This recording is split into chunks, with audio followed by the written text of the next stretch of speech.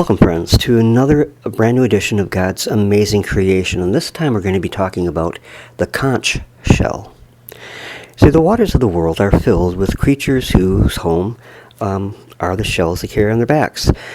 Some are plain and unassuming, whilst others are colorful with unique forms. As I look at the amazing variety of life God created and put all around us to enjoy, and some of the most diverse are to be found in the oceans. And when I was a young boy growing up in Bridgeport, Michigan, I loved to go to my grandparents' home in Saginaw to visit them, Bill and Bessie Ranger Morrison.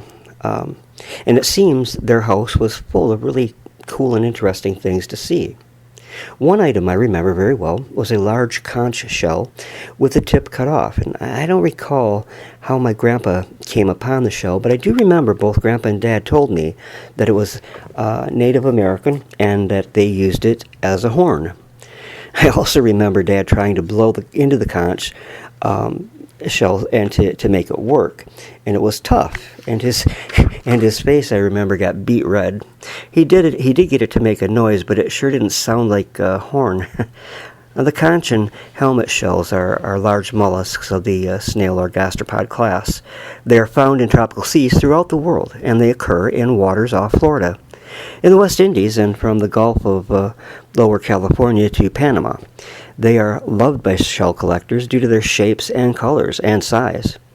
The conches live in shallow sand or grass flats. They feed on organic debris and algae, and they lay their eggs in gelatinous strings in the sand. The large queen conch of Florida and the West Indies makes excellent chowder.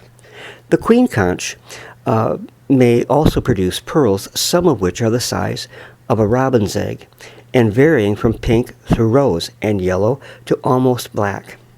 Helmet shells are for the most part predators. They feed on sea biscuits and sand dollars.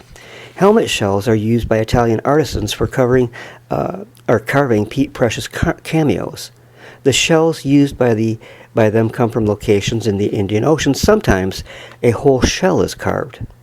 Well, listen, my friends, thanks for stopping by tonight and taking a look with me at God's awesome creation, and particularly at the conch and helmet shells.